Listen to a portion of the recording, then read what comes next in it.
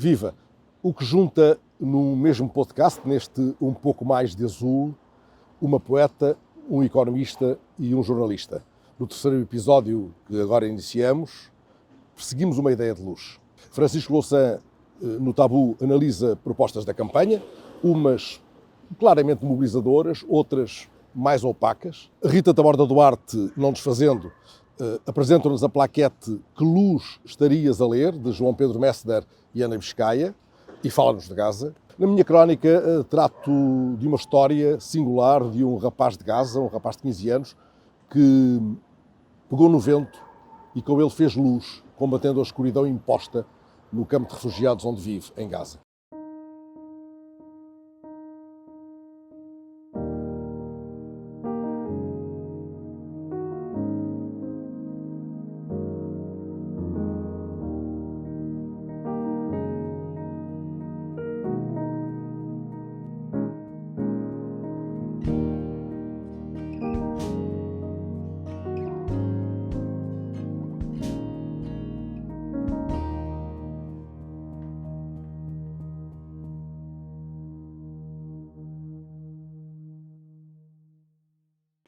Luz.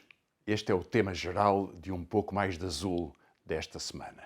E como é adequado pensar sobre a luz e a obscuridade, o que se ilumina e o que se esconde a propósito da campanha eleitoral e dos grandes temas sobre os quais Portugal vai decidir nas eleições do dia 10 de março. Eu quero começar, no entanto, por um dos aspectos mais obscuros, o episódio do escândalo da Madeira.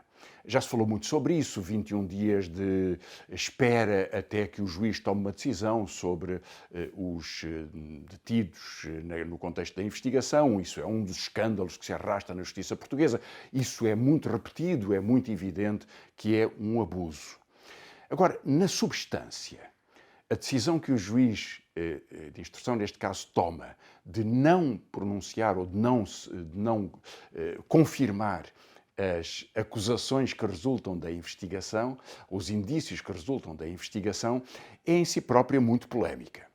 Porque, independentemente dos aspectos mais detalhados do processo judicial, que ninguém conhece e sobre o qual, portanto, não tem muito sentido que qualquer um de nós se pronuncie, há factos duros. Há 48 anos que as maiorias absolutas sucessivas do PSD, agora PSD, CDS e PAN, na Madeira, têm vindo a arrastar-se por sucessivos escândalos e sempre com a mesma configuração. Favorecimento a grupos económicos, promoção de um modelo de turismo, encarecimento da habitação, empobrecimento da população. Há uma espécie de casta que na Madeira tem uma das suas expressões mais agressivas, que é captar a renda a partir do controle do orçamento de Estado. E que uma única empresa possa receber 300 milhões de euros em contratos do Estado, metade daquilo que é o orçamento para estas obras, já em si mesmo é indicador de que é preciso investigar. E, portanto, estamos no princípio deste processo. E este processo revela simplesmente uma ponta do iceberg do que é um governo da direita que na Madeira tem vindo a destruir a possibilidade de uma democracia aberta e de uma democracia com respeito pela igualdade e que combata as diferenças essenciais. E por isso, este é o primeiro tema da obscuridade nesta campanha eleitoral. O segundo tema que quero tratar é um pouco mais sobre luz e é sobre os debates. Mas queria chamar a atenção para três particularidades que surgiram nestes debates. Bom, em primeiro lugar, é o efeito da polarização. Uma sondagem recente veio dizer que 20% das pessoas da amostra que foi inquirida entendia que André Ventura tinha sido uma figura dominante nesses debates. Evidentemente, André Ventura, pelo seu aspecto selvagem, pelo seu esforço sistemático de destruir qualquer debate e de criar perturbações sucessivas, é sempre o perdedor dos debates. Não há racionalidade, não há ideias, não há propostas, há simplesmente agressividade. Um partido racista e xenófobo, dizia Montenegro. Racista e xenófobo, voltou a insistir Mariana Mortágua. E, portanto, ele é um perdedor. Mas entre os seus é visto sempre como um líder incontestado. E, portanto, o efeito da confirmação que a bolha chega, que hoje é uma parte expressiva do eleitorado, cria à volta do seu líder, é o que dá este resultado. Outros resultados, aliás, são interessantes. há vários líderes partidários cuja simpatia criada nos debates e cuja confirmação de propostas ultrapassa em muito os seus eleitorados. O caso de Mariano Mortágua. Noutros é muito menor do que os seus eleitorados, que é o caso de Pedro Nuno Santos ou de Luís Montenegro, que tiveram, enfim, desempenhos argumentativos neste contexto.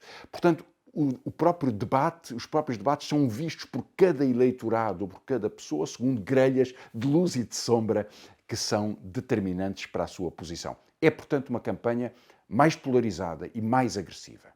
Tem também uma segunda característica. É a primeira campanha tão dominada pela propaganda suja. Particularmente o Chega e a Iniciativa Liberal têm desenvolvido exércitos digitais para que no TikTok, no Instagram, no Facebook, no YouTube, se lancem contra os seus adversários para os atacar do ponto de vista de personalidade, multiplicando mentiras sucessivas. E isto é um padrão que já vem de algum tempo atrás na política internacional. Quanto disso utilizou Trump, quanto disso utilizou Bolsonaro, quanto disso utilizou Vox em Espanha. E, portanto, aqui temos em Portugal, as campanhas passaram a ser, do ponto de vista, sobretudo, da mensagem virtual, uma forma de agressão suja. E vamos ter, assim, isso durante muito tempo. O combate político que a democracia deve fazer é, obviamente, a apresentação de alternativas, de clareza, de racionalidade, de mobilização, de criação de comunidade, de criação de responsabilidade coletiva. E isso é o que pode fazer toda a diferença. Há ainda uma terceira característica desta forma de evolução da política, que é talvez a primeira vez em que uma parte importante do capital, da burguesia, sobretudo da finança, se começa a deslocar para a extrema-direita. Vejam o caso da IEL, o Instituto de Promoção de Ideias, de Ideologia da IEL, recebeu em 2 anos, de 2 empresários, 600 mil euros. Um deles é o dono do Observador. 600 mil euros. É uma soma colossal de financiamento indireto por via do seu instituto. E como o Mariano Mortágua chamou a atenção, no caso do Chega, em dossiês importantes, CTTs, os donos CTTs financiam o Chega. Os parceiros privados da TAP, que saíram há algum tempo, eram financiadores do Chega, mas também noutros setores, imobiliário, construção, finança. Em tudo isso, esta ideia de que o capital, a força do dinheiro, quer promover a extrema-direita, quer reconfigurar a direita para a tornar globalmente mais agressiva, é uma das principais sombras desta campanha eleitoral. E para concluir, queria-vos falar sobre luz, sobre ideias, sobre propostas, sobre soluções. Porque é disso que trata uma campanha eleitoral. E quando olhamos para o nosso país, percebemos que, com grandes evoluções que ocorreram, estamos à beira dos 50 anos de 25 de Abril, que enorme transformação Portugal viveu nos direitos das mulheres, no respeito pelas crianças, no combate pela igualdade, na democracia que representa um serviço de saúde, na transformação do sistema fiscal. Em tudo isso houve avanços e recuos, mas a democracia mudou o país. O país passou a reconhecer-se de uma forma distinta e, obviamente, passando esse passado sombrio que foi a ditadura.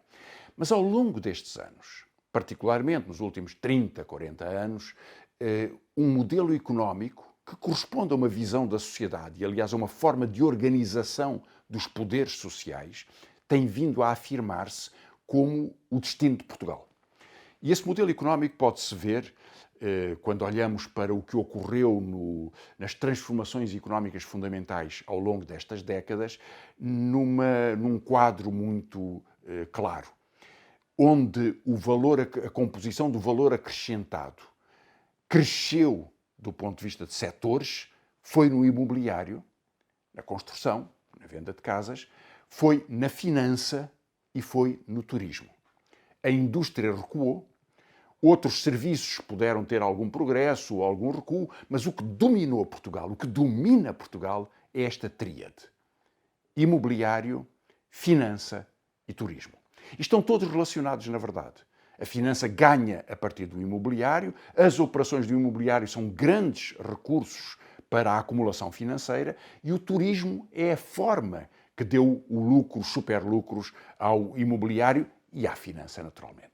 E por isso é que surgem com tanta insistência nesta campanha eleitoral a defesa desta tríade, que constitui a casta económica que dirige Portugal e que influencia, aliás, os vários governos. O Chega propõe o relançamento dos vistos gold. Porquê? Porque é turismo e porque é finança, porque é puxar pelo imobiliário e pelos seus lucros.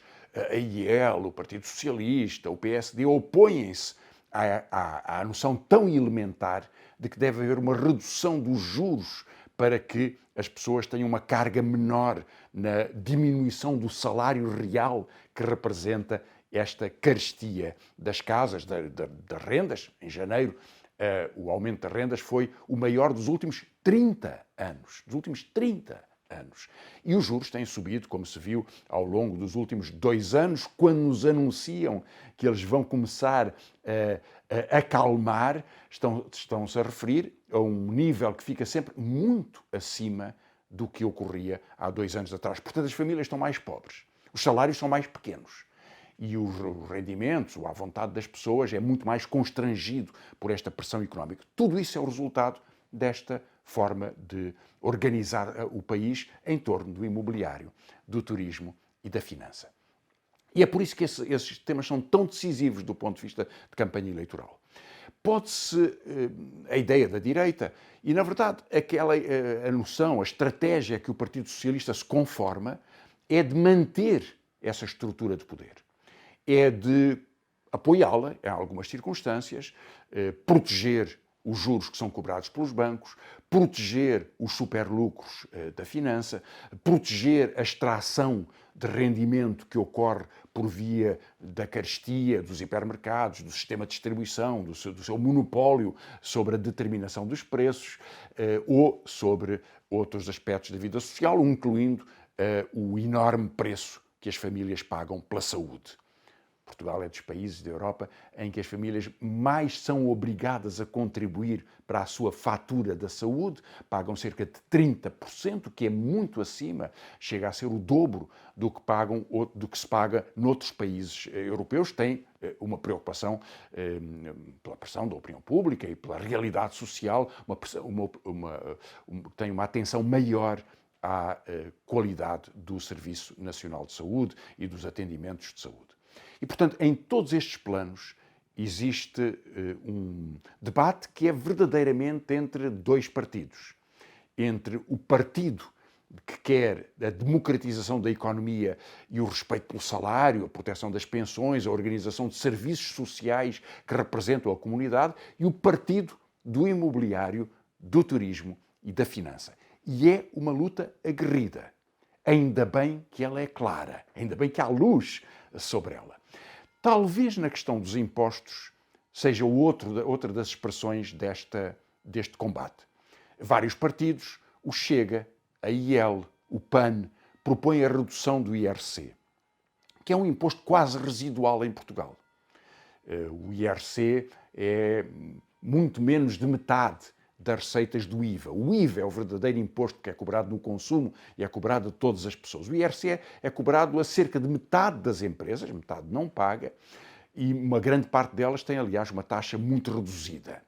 O IRC é um pequeno contributo sobre os muito grandes lucros das muito grandes empresas. E, portanto, a redução do IRC é um bónus, é um favor que é feito.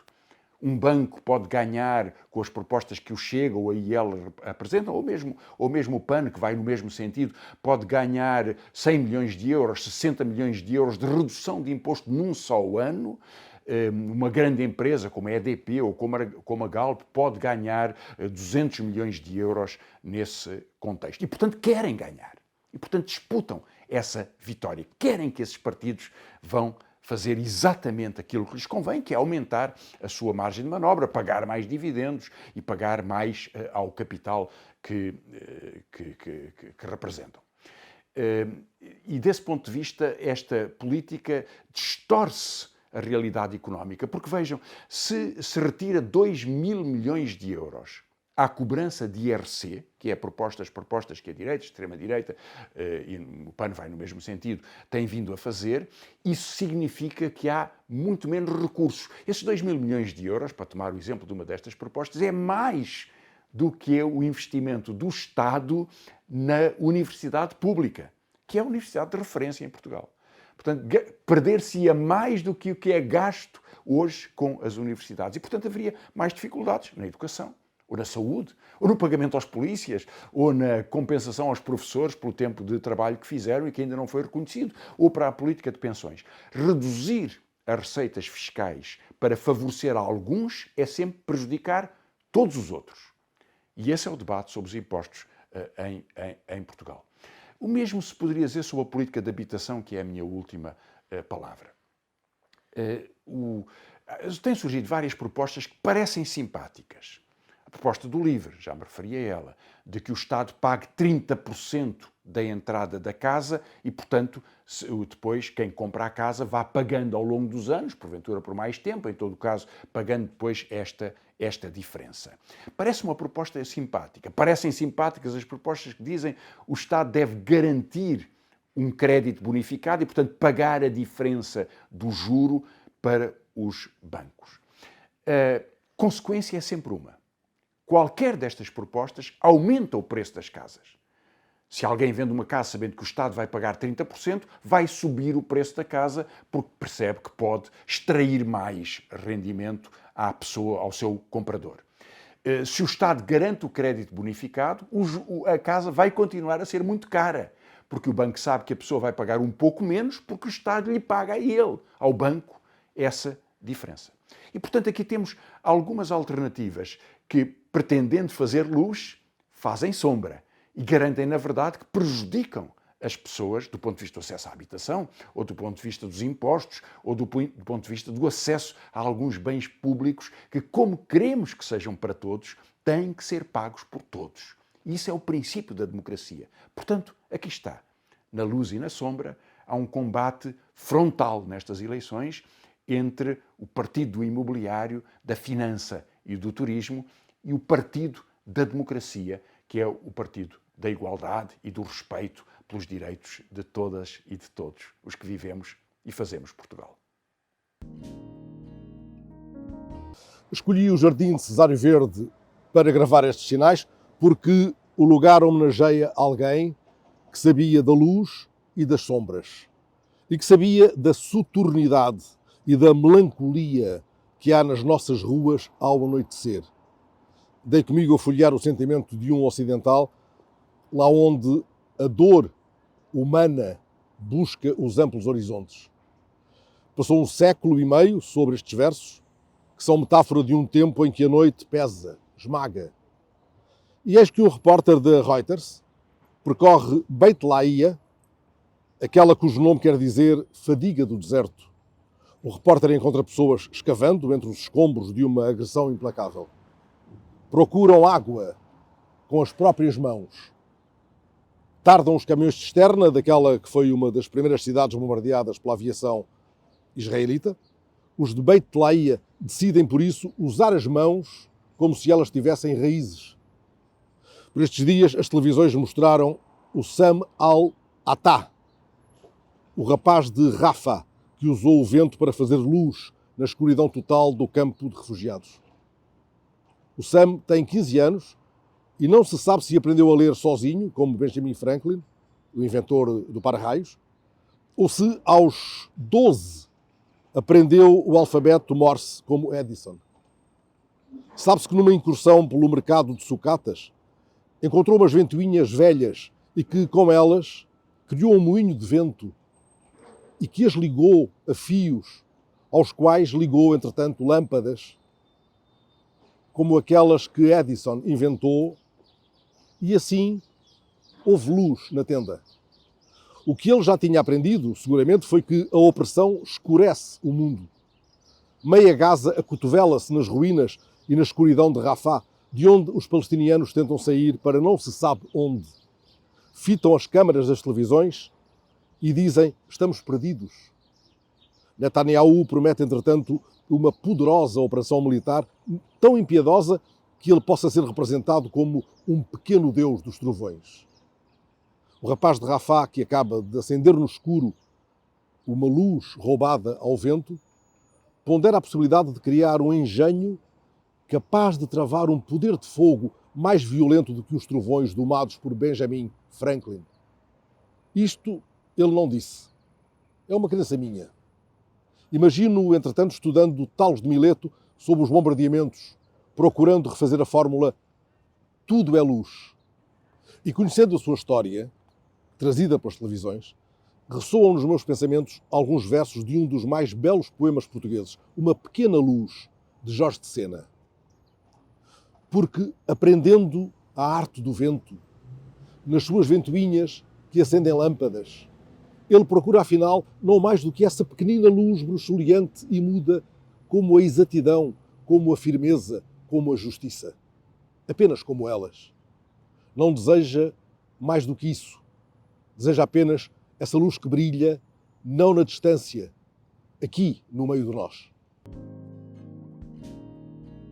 Hoje gostava de vos falar de um pequeníssimo livro das edições Xerefé, chamado Que Luz Estarias a Ler? Este livro tem desenhos, traçado e concepção gráfica da artista e ilustradora Ana Biscaia e texto de João Pedro Messader. E ao contrário do que é habitual, neste caso primeiro surgiram as ilustrações, que depois, só mais tarde, ganharam um corpo de palavras quando João Pedro Messader, aliás com uma linguagem poética, mesmo quando escreve em prosa, quando João Pedro Messader uniu narrativamente as ilustrações de Ana Biscaia e lhes atribuiu uma história.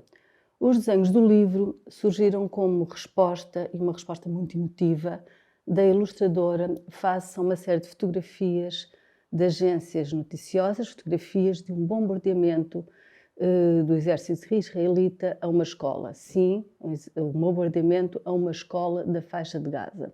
Mas atenção, e é isto que é doloroso, este não é um livro recente, um livro saído agora. Não é o resultado da indignação premente na crista dos dias face aos acontecimentos mais recentes na Palestina.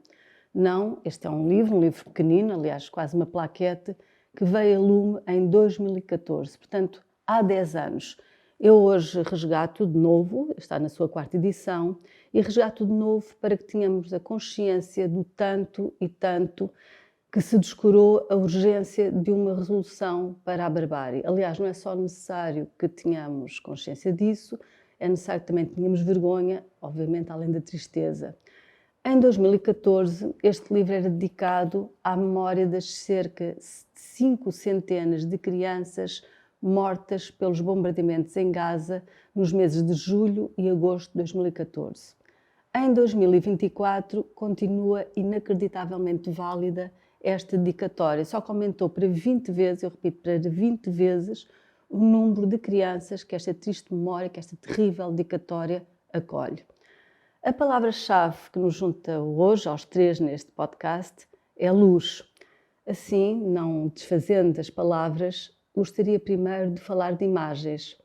Afinal, este livro começa por ser isso mesmo, um conjunto de imagens, de desenhos, que nascem, por sua vez, de outras imagens, de fotografias reais. No fundo, este livro é a consequência de um sentimento de revolta perante fotografias concretas e reais após o bombardeamento daquela escola em Gaza. A palavra imagem, que vem do latim imago, tem como sentido original a ideia de representação ou cópia, no fundo, o estar por outra coisa que, naturalmente, só se revela mediante a existência de luz. Muda, aliás, a sua aparência, consoante a sua incidência, a incidência da luz. Basta, por exemplo, lembrar-nos das mais de 30 telas de Monet a partir da Catedral de Rouen, não é? Cada qual pintada a uma hora do dia, em diferentes estações. Basta lembrarmos dessas pinturas de Monet para percebermos como a realidade pode ser mutável, pode ser transformável pelo nosso olhar ou pela incidência da luminosidade que o toca e que o foca. Portanto, hoje o ponto de partida são as imagens, por definição, o resultado dessa conjugação de luz e de sombra. E se falo de luz e sombras, falo literalmente, não é? É disso que se fala quando se fala de imagem, mas não esqueço também as metáforas que estas palavras luz e sombra implicam, mas isso já lá irei. Como ponto de ordem, queria, antes de mais, recusar máximas fáceis, sobretudo aquelas que se vão insinuando no nosso dia-a-dia e que nos impedem de pensar e nos deixam arrasar a superfície do mundo. Uma máxima, um slogan, pode ser com certeza uma frase útil, uma frase pronta a ser repetida, com um tom certo, aliás, chega a ser assertiva, até convincente, quase molde para qualquer medida. É um facto. Um slogan chocalha ao ouvido, enche o olho, mas, por regra, vai pouco além do senso comum. Pior, vai pouco além do lugar comum, que nem por isso se torna nem mais genuíno, nem mais verdadeiro. Portanto, se pode ser verdade, é aqui que eu quero chegar, se pode ser verdade que uma imagem vale mais que 1000 palavras, o certo é que toda a história da literatura, do romance à poesia, toda a história da literatura é a prova evidente de que tantas vezes as palavras certas, valem bem mais do que 1000 imagens, principalmente neste mundo de hoje, em que se vive soterrado sob imagens que se tornam inócuas, banais, mesmo que sejam as mais violentas. Imagens que se nos atravessam em velocidade alucinada, sem que tenhamos o tempo necessário para lhes concedermos a nossa atenção, o nosso pensamento, aliás, para lhes concedermos o tempo da sua transformação em discurso, da sua transformação em linguagem. O que eu quero dizer é que imagens e palavras não têm de viver numa disputa competitiva de qual pode ter mais impacto ou não. O impacto que ambas terão resultará da luz com que se as vê, concedendo-lhes a atenção com que as apreenda e compreenda de várias maneiras. Palavras e imagens são parte de uma mesma fórmula de percepção do mundo e de construção da realidade. Lembro sempre estas frases, versos em prosa, do Herbert Welder, do livro Photomaton e Vox. E cito: apesar de tudo, ainda há palavras que nos metem medo. Delas irrompe a cega proliferação das imagens. Porque se ao princípio era o nome, foi do nome que nasceram as coisas.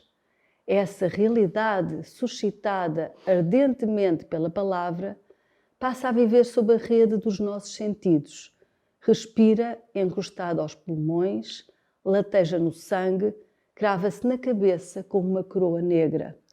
Dos nomes nascem as imagens e as imagens criam a urgência do discurso, criam novas palavras, não para nomear somente, mas para construir o mundo, pedra a pedra, como sugeria o poeta Carlos de Oliveira. Importante é que a nossa linguagem seja mais espessa e não se limita à provisoriedade das frases feitas, não se limita à superficialidade.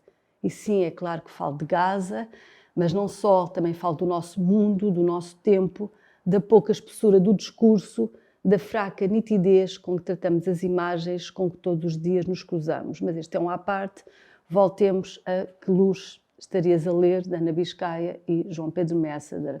Este pequeno livrinho, que é frágil, aliás é frágil como o mundo que dentro encerra, conta com um cuidado artesanal na sua concepção.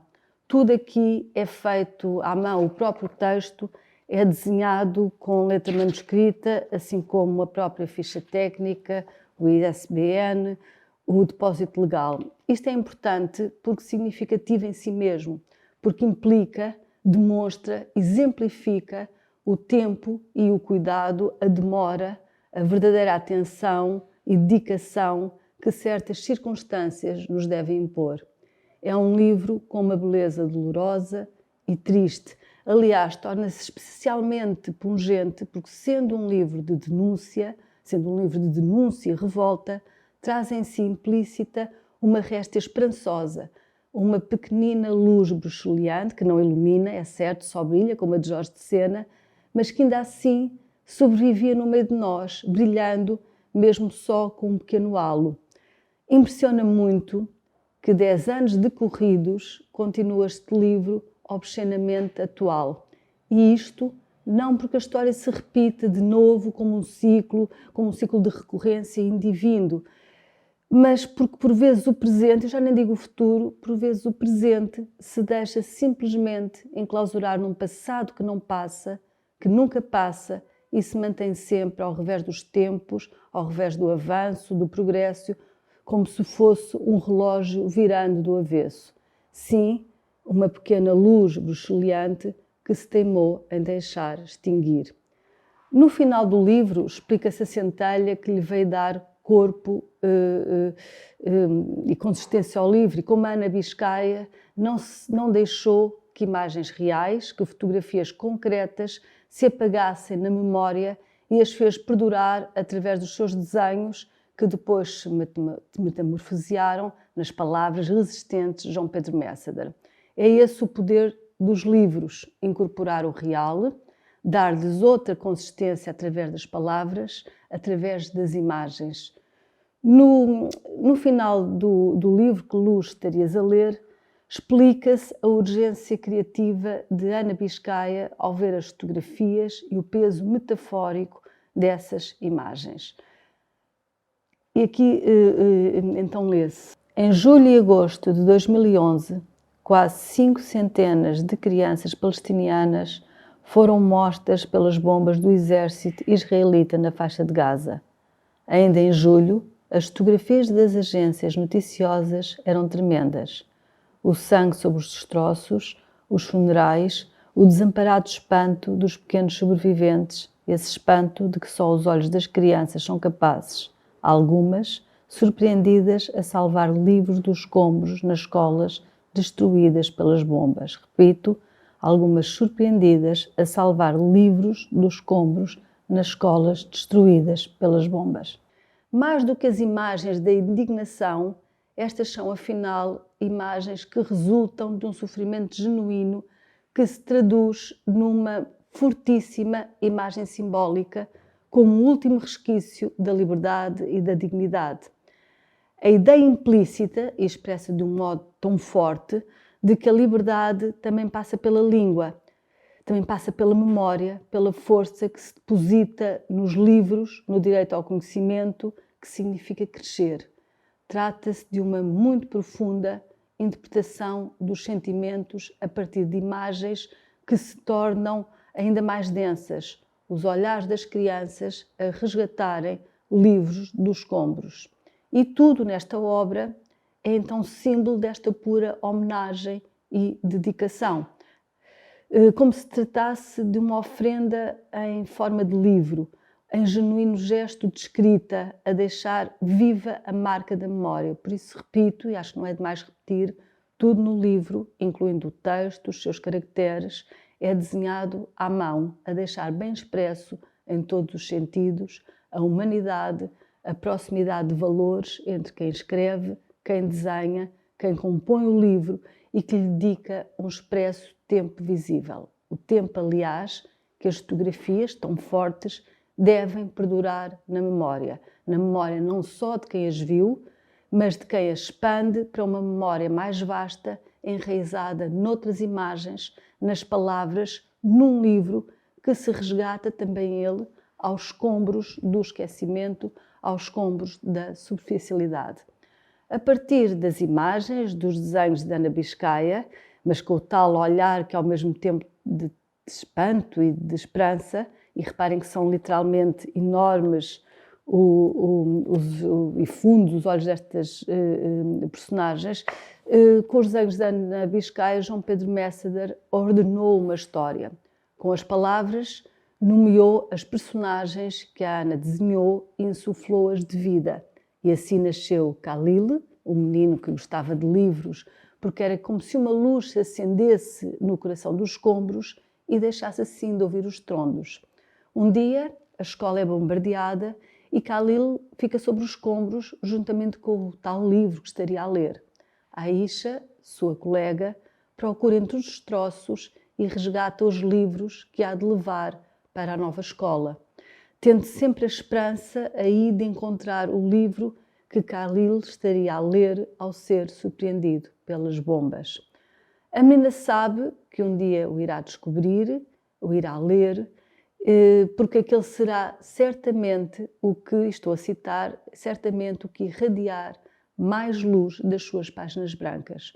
O livro de Khalil seria aquele que mais contrastaria então com os tons negros, escuros, muito tristes, com um traço literal físico de revolta, de violência, deste livro tão dolorosamente bonito que Ana Biscaia e João Pedro Messader construíram a duas mãos, iluminando então um dos lados mais negros da história desta guerra de Israel contra a Palestina.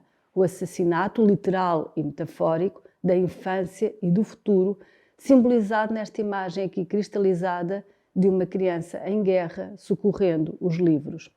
Para terminar, só lembrar que o livro começa assim, com frases que mais parecem versos. Certos senhores que governam os países fecham escolas para sempre como se apagassem a luz. Outros vão mais longe, mandam bombardeá-las com pessoas lá dentro. É de facto muito importante falar de luz, porque a luz tem uma grande vantagem, além de todas as outras, é claro. A luz tem a enorme vantagem de permitir ver melhor as sombras. Este foi o terceiro episódio de Um Pouco Mais de Azul. Neste terceiro episódio perseguimos a ideia de luz. De hoje a 15 dias voltaremos tomando outra ideia como gatilho. Podes seguir-nos na tua plataforma de podcast, podes subscrever o canal de YouTube e enviar-nos comentários. A música do Um Pouco Mais de Azul é de Filipe Melo, a realização de Miguel Bordalo, o grafismo de Tiago Tavares, a produção de Joana Louça.